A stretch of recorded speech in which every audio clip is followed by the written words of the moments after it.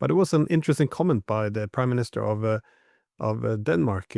She made a point that if the U.S. attacks and takes Greenland, then that would mean the end of NATO. But do you think more or less this is already, like we've spoken about, the decline, if not the collapse of NATO, or at least becoming a shadow of itself. But do you think that this would be something now that would just destroy NATO completely? Because, uh, well, the US doesn't seem too interested in keeping it, and the Europeans can't ignore that, well, reality has shifted dramatically.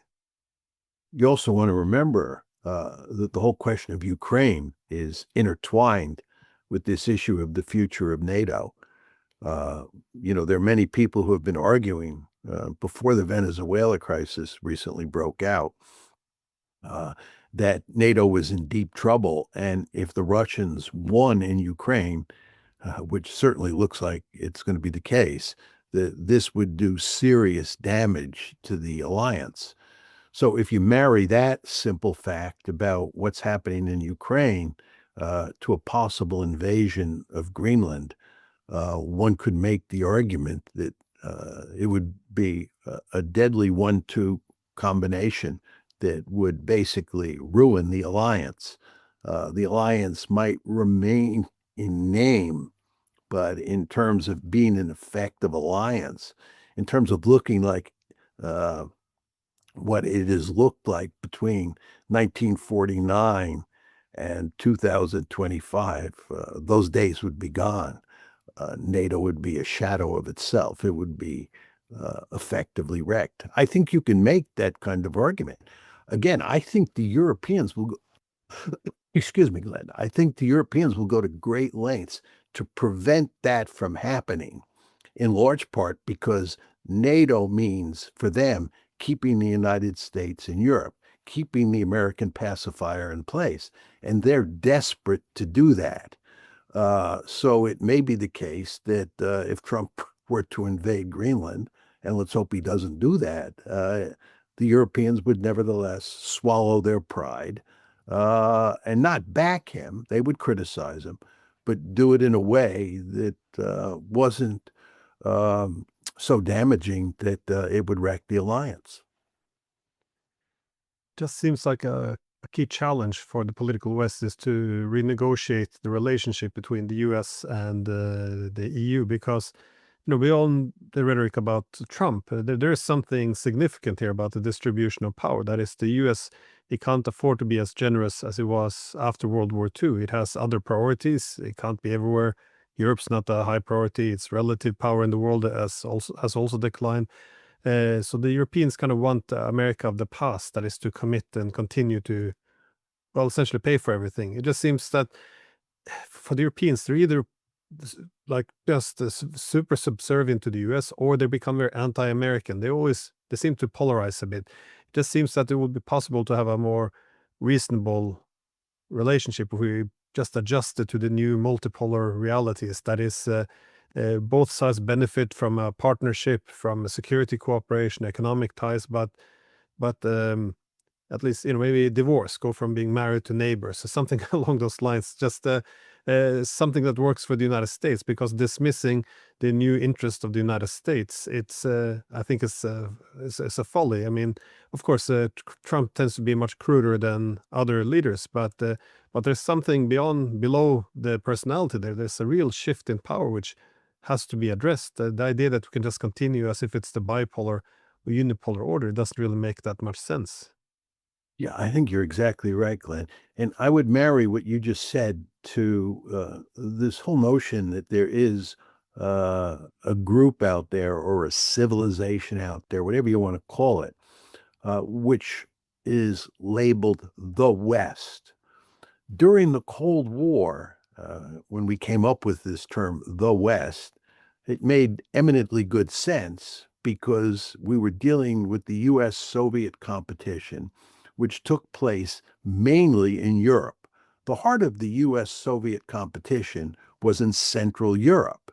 And all of the countries on the western side of the divide were closely allied with the United States. And of course, those countries on the eastern side of the divide were closely allied with the Soviets. So in that context, it made eminently good sense to talk about the West, and we were tightly integrated. Furthermore, after the Cold War ends and you move into the unipolar moment, there's obviously no Soviet threat anymore, but the countries of Western Europe are thoroughly liberal.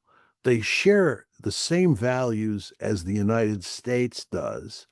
And what happens is that the West, that's left over from the Cold War, decides to move NATO eastward, bring more countries in Europe into the West, right?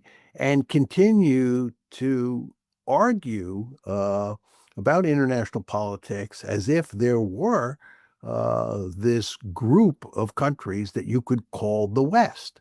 And in fact, it made a lot of sense. And furthermore, the West, during the unipolar moment, was interested in spreading liberal democracy all around the world. As you know, the United States, during the unipolar moment, adopted this foreign policy of liberal hegemony.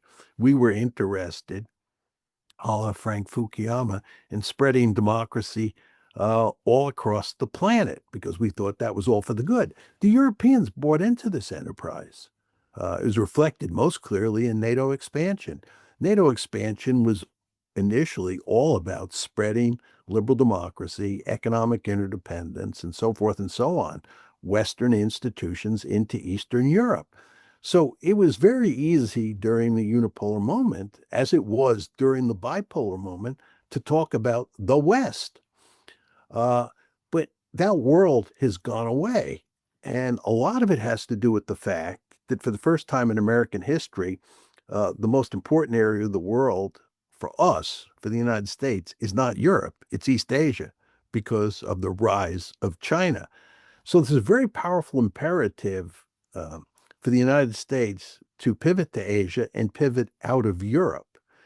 And when you get somebody like Trump, who's the president and who has contempt for Europeans, and you marry that to the structural imperatives that are pushing us to pivot to East Asia, right? You're going to see big cracks in the transatlantic relationship. And it's very important to emphasize that as the transatlantic relationship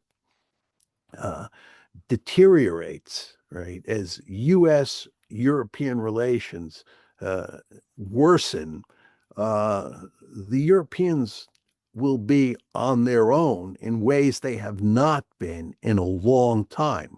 I think you'd have to go back to 1945 and the years before 1945 to find evidence of cases where Europe was pretty much on its own and didn't have the American pacifier in place.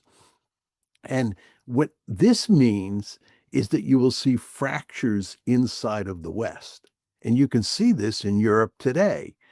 There are all sorts of fault lines inside the EU and inside Europe more generally. And by the way, as we've talked about before, the Russians will go to great lengths to exacerbate those fault lines.